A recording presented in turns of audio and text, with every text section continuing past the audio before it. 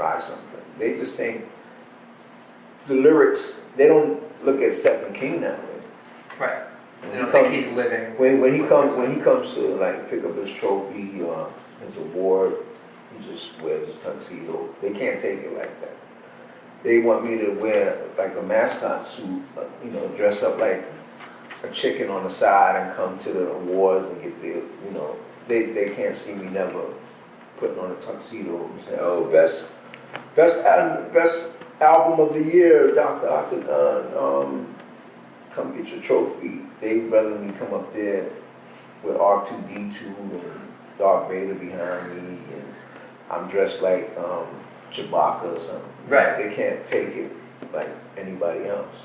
Is that the reason for your fascination with Michael Jackson? I know you talk about him a lot in your lyrics. You had that Michael Jackson impersonator in that video of yours. Do you feel similar? Like he was kind of in a similar situation? Michael had the same thing. Like, people don't think at night when he's at home, he's walking to his refrigerator to get some cup of ice. They think he can moonwalk there or something. Yeah, he got a moonwalk. They can't believe Mike can't wake up at night and make a cup of tea. Right.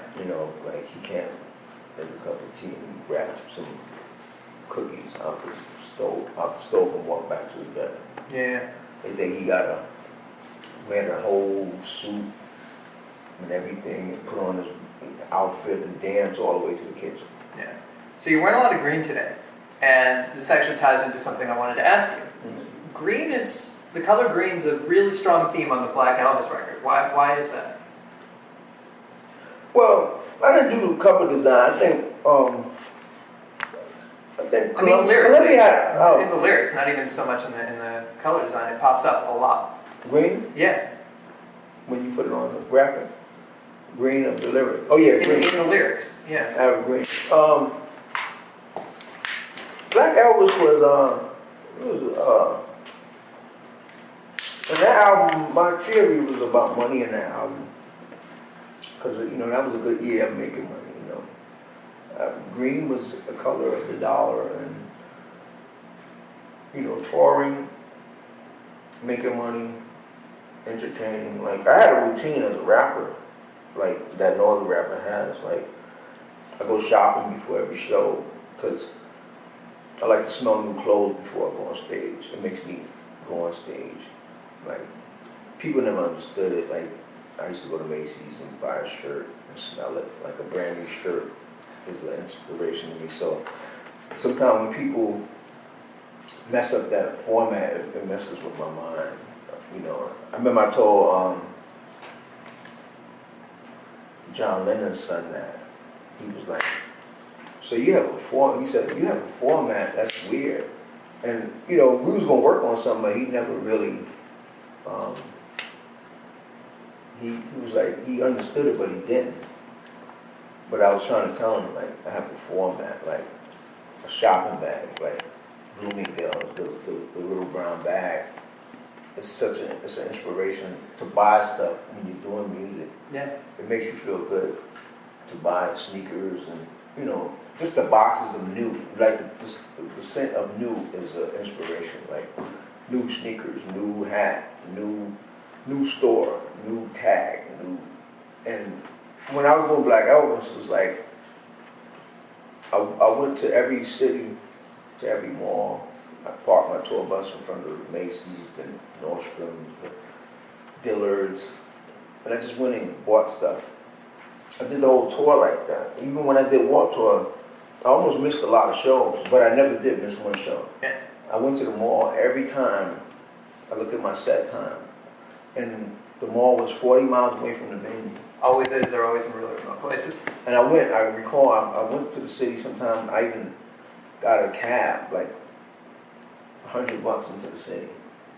And I couldn't make it back. I had 15 minutes before stage time, and I would always find a fan to bring me back from the mall. And the fan would bring me back, and I'd give him a ticket to get in. It was hard. And I would be coming to the stage with my bags.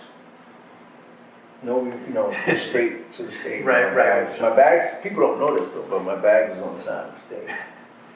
So I'm like, I was never there like the rock bands rehearsing and practicing. It was just the rhythm. That's why green was the inspiration of me, just money and trying to motivation. Nice. Green was motivation. Nice. So I noticed something in a lot with you. When you want to say that something is whack, right? When you want to say something is really, really bad, you compare it to a movie soundtrack that's pretty rap heavy, right? You have that, you're coming so whack you sound like the Bulworth soundtrack, or you're whack like the Brown Sugar soundtrack. Right. Why are those things in particular your standard for whackness? Because they were whack. They were whack. I'm not going to bite my tongue. They were whack. They were very whack. I mean, that's what I'm going to use that as a whack thing because, you know, that's a good comparison. So, you know, those are my phrases instead of being so bad. I use those as a phrase, but that's what it is. I mean, it's going to be there. Once I put it down, that's what I meant. And I mean, I don't mean no harm, but they were very whack soundtracks. Absolutely.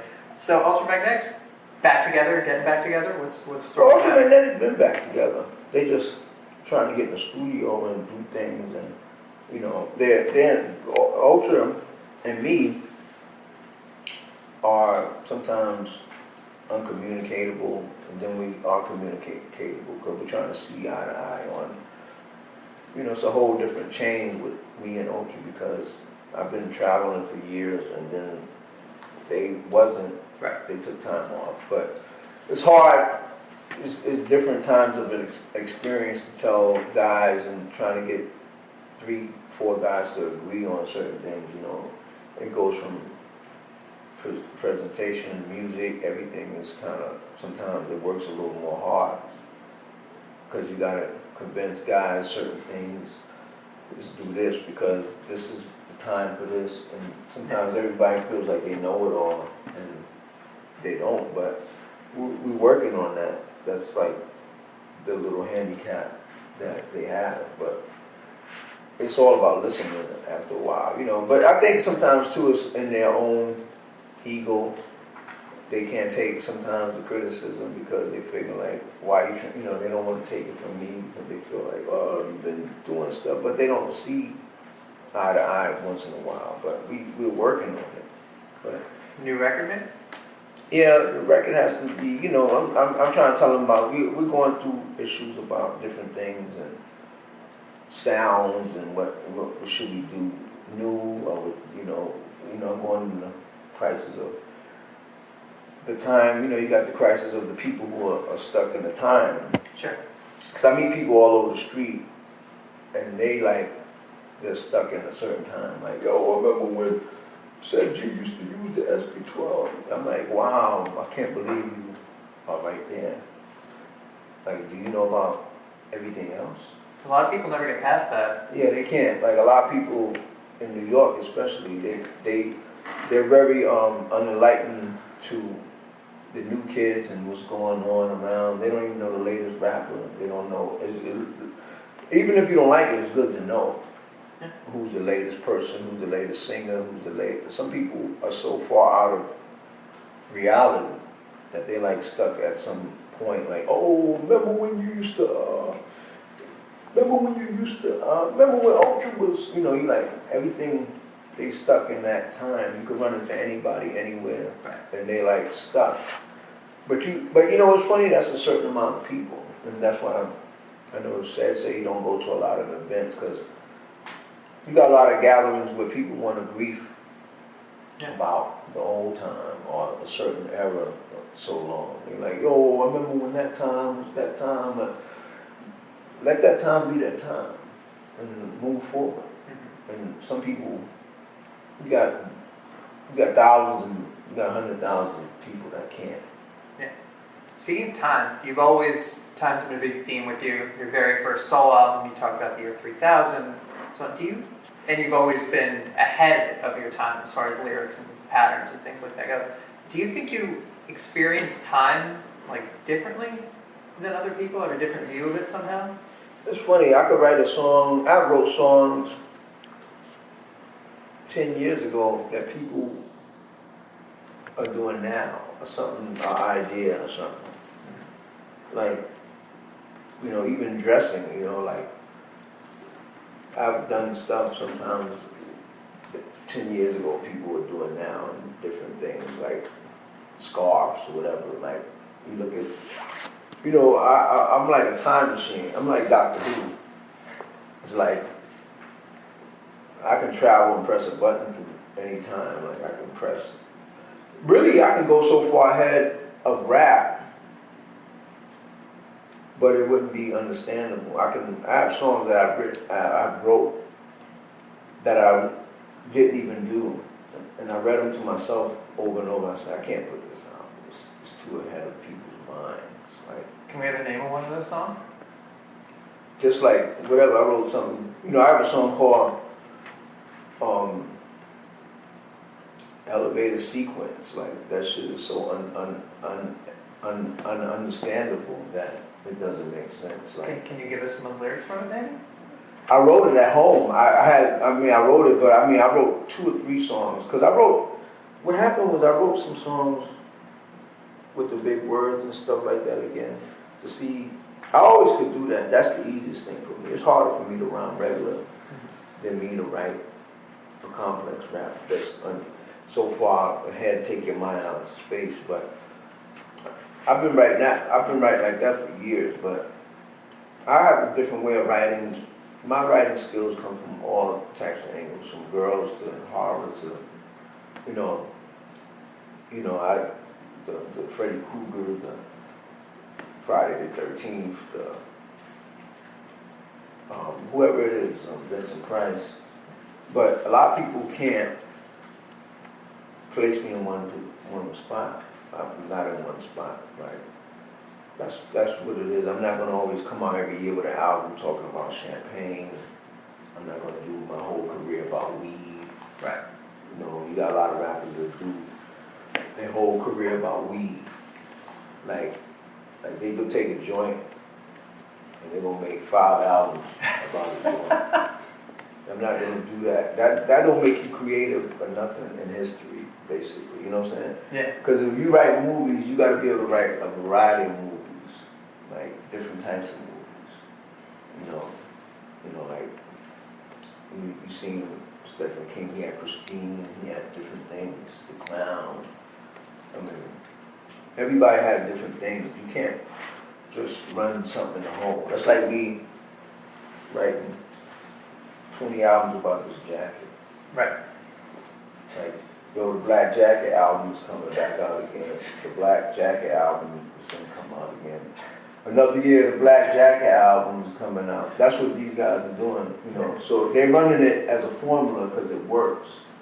But people are so dumb and retarded that they don't catch it yet until they realize, like, you know what? I really bought the Black Jacket album like 5 times. Speaking of albums, is Love and Drugs really going to be your last record? I saw that in the Well, I am. I thought I would quit rap and start drawing cartoons because rap had got so whack.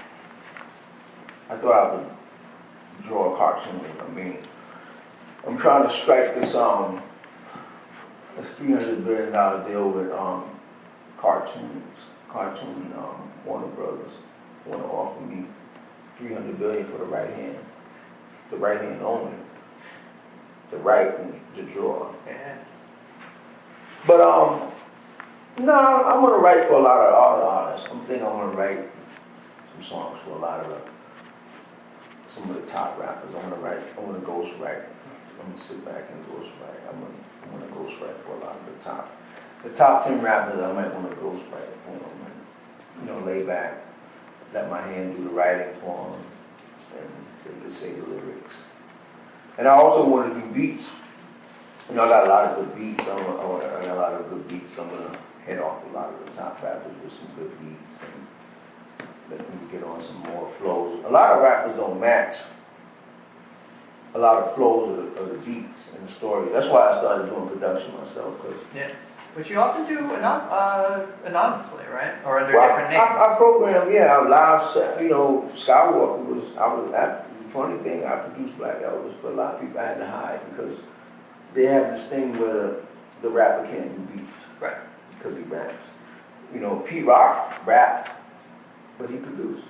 But he sounded good. But I'm saying I'm the other way around. I like